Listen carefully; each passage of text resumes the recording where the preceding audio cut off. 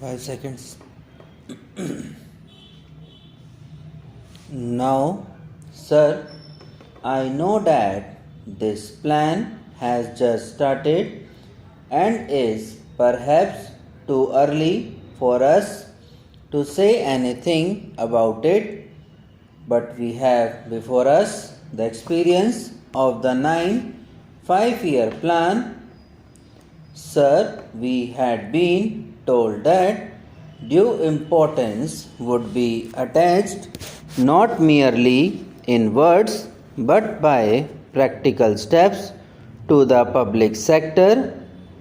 I think in this connection it was the duty of the Honorable Minister to have explained to this House as to the steps that had been taken with a view to bringing about the kind of reorientation in favor of the public sector which was promised in his numerous statements, but I find that this is completely missing from his speech, except that a pious wish has been expressed with regard to this particular sector of our industry.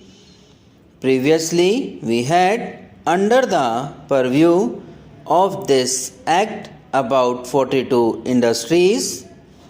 Now the list has lengthened and number of industries will be added. I concede that when we are having a planned economy, when we are thinking in terms of rapid development of industries, of rapid industrialization, it is necessary for the government to come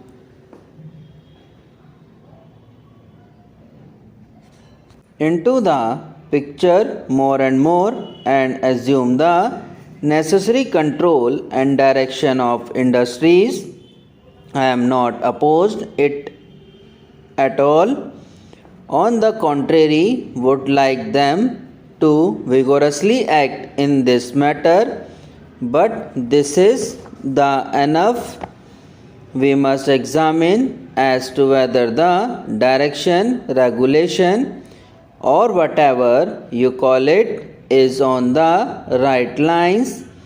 Hence, it has worked. We have got such journal statements from the ministers that they do not throw much light for us laymen on the matter. I wish that when such measures and brought before the House a kind of white paper, whatever you call it, is circulated among the members, you do not accept that we laymen in this House would easily understand these things until and unless we have some opportunities of studying the relevant data and the material on the subject. We have been denied those opportunities, and I regret that we have been so denied. I know that in this respect, honorable members who come from big business of the business world would be in a somewhat advantageous position because they are familiar with the working of this act in a way which would enable them to speak more effectively. Now let us see how this has worked. I know that when his measure was first brought before the House several years ago, there was much opposition to it which came into from the public but from certain business interests. They did not like any kind of government interference in industry. They believed in a kind of laissez-faire in this matter, and they thought that if the government came into the picture, their interest would suffer. Naturally, they were openly hostile to these kinds of powers for the government, but that was not the view of the country. I think that by and large, public opinion was in favor of government controlling industries, not the type of control that we had at the time of the World War, but a type of control which sets before self-certain objectives, and as the objectives became clearer and clearer, as the government pronounced itself more and more in favor of industrialization in the country, public opinion strongly veered round that particular point of view of the government in this matter, which that government should have control over our industries, but it is the government which has not lived up to its promises.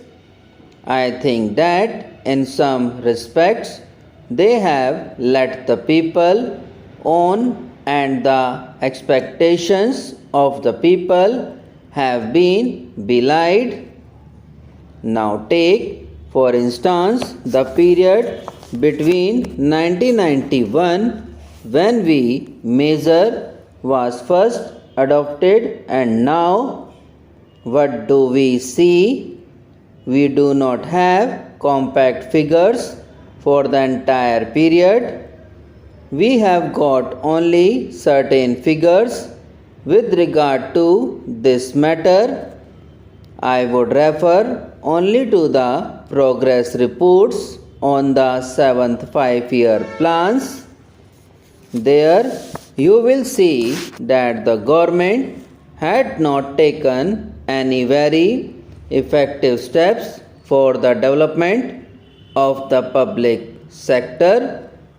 It is true that certain steel mills got going under the 7th 5-year plan, and more will be started under the 8th plan. But if you look at the picture, you will find that the public sector was considered to be a secondary matter. It was the private sector which got all the attention and assistance of the government. I am not at all suggesting that government was totally unmindful of the public sector. What I am saying is that when the government entered into the picture, it did not give to the public sector the attention that it deserved.